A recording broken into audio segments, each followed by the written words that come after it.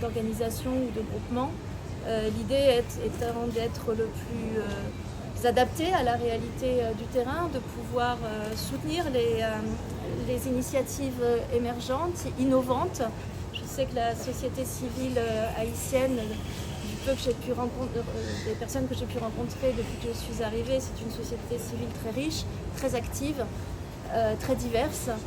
Et c'est pour nous un grand honneur de pouvoir accompagner des initiatives émergentes.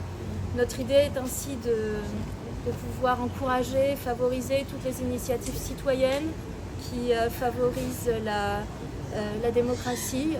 Ce sont des valeurs que nous avons en commun avec nos amis haïtiens et haïtiennes et que nous souhaitons aussi conjointement défendre fortement.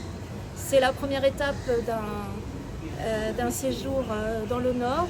Dans quelques jours, nous allons également, avec nos partenaires haïtiens toujours, et très important pour nous, inaugurer avec mes collègues espagnols et français des travaux d'infrastructure dans le Nord.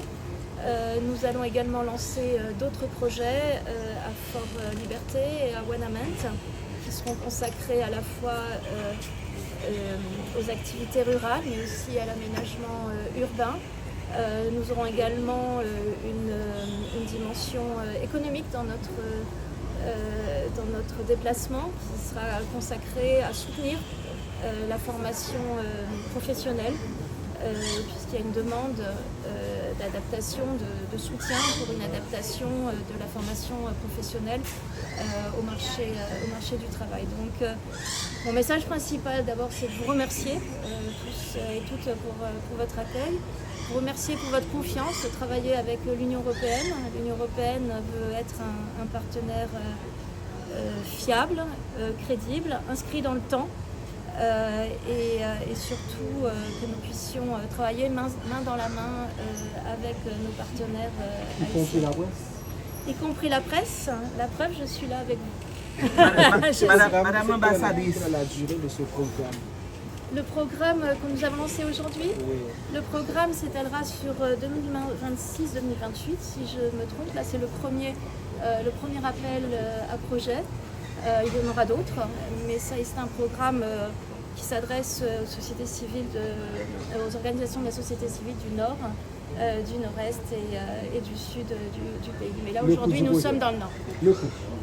Le coût, c'est un financement de 4 200 000 euros qui sera consacré ainsi aux organisations de la société civile. En parlant d'initiatives émergentes, est-ce que tous les secteurs peuvent déposer leur projet, tous les secteurs? Je comprends que oui, parce qu'il y a donc là, pendant qu'on se parle, une présentation des lignes directrices du projet aux organisations de la société civile. Il n'y a pas d'exclusion a priori, mais ce à quoi je vous encourage, c'est d'aller sur le site www.payesc.org, sur le site du bureau de l'ordonnateur national et sur celui de l'Union européenne pour trouver que chacun puisse trouver les détails pour pouvoir... Les associations de presse peuvent le faire également? Je suppose, mais il faut vérifier, mais il faut que ça soit innovant. Et je sais que la presse peut être innovante. Madame l'ambassadrice, ces derniers temps, on parle curieusement des élections, de la réalisation des élections dans le pays. Comment l'Union européenne se positionne par rapport à la réalisation de ces prochaines élections, surtout avec la fureur des gangs dans plusieurs régions du pays, notamment de la zone métropolitaine, le plateau central et l'Artibonite? La position de l'Union européenne est toujours la même. La position de l'Union européenne est d'être aux côtés du peuple haïtien, de répondre aux besoins que peuvent exprimer les autorités et les organisations de la société civile haïtienne. Aujourd'hui, quand on parle de ce lancement d'appel à projet que nous faisons aujourd'hui même, c'est avant tout aussi pour favoriser, pour aider à soutenir la participation citoyenne.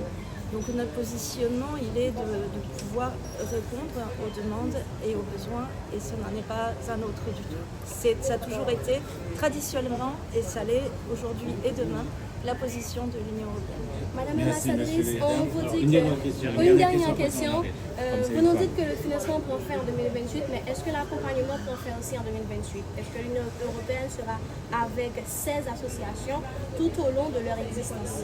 L'idée, comme ça a été présenté là il y a un instant, c'est de pouvoir soutenir ces projets émergents, mais c'est aussi à partir de là de pouvoir établir une cartographie de l'ensemble de ces associations. Donc nous, la philosophie que nous avons, c'est que quand on travaille avec des partenaires au début, on peut ensuite continuer des échanges. Alors ça ne veut pas dire, je ne peux pas vous promettre systématiquement tous les 2 ans des financements, mais ça veut dire que c'est ainsi qu'on construit des partenariats et qu'on est attentif à nos partenaires. Merci. Je vous remercie bien. Merci. Au revoir.